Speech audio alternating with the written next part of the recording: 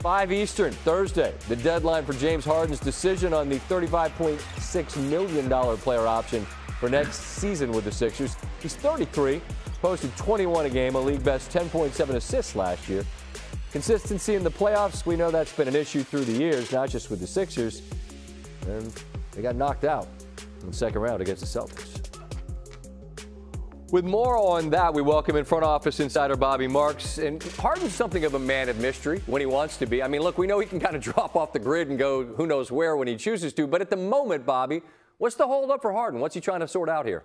Well, long-term security here, certainly with that $35.6 million player option. Whenever you opt out of that number, Scott, you better make sure that there is a financial luxury waiting for you of money. And with James Harden, remember, here's a player that gave back $14 million last season.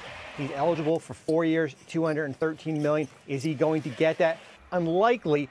But if you're James Harden, it's not the number where you are right now. You're looking for a little more than that $35 million number. Could it be $40 million? And for Harden, does it make sense even to opt into that number? That, of course, comes with a huge risk, considering he would be an unrestricted free agent next year. He's not eligible to sign an extension with Philadelphia. And, of course, he's 1 year older here. So it's interesting. I mean, it puts it squarely on his shoulders, right? The old, like, bet on yourself. But at this stage of the game, that sounds risky, doesn't it? Oh, it's huge risk. And remember, going back to Brooklyn, he was eligible to sign a max extension with the Nets, right. Elected to bypass, bet on himself. We went through last year where he opted out of his contract, signed for less on a short-term deal.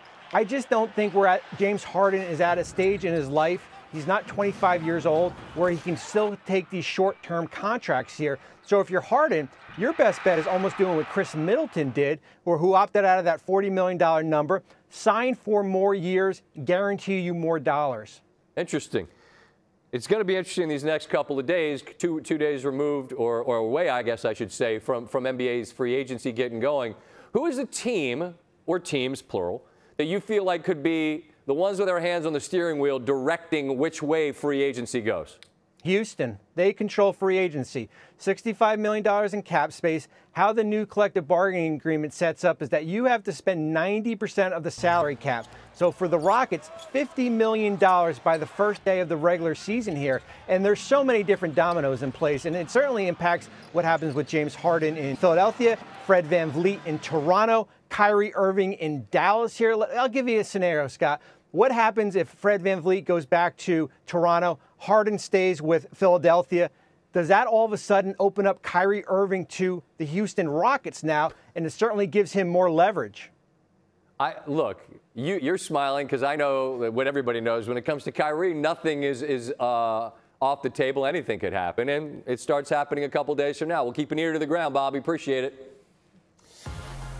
Lengthy list of high-profile players available, in theory anyway, this offseason. Kyrie Irving, Jeremy Grant, unrestricted free agents who averaged over 20 a game last season. Chris Middleton, Draymond Green, Fred VanVleet all declined player options to find out what their value was on the market.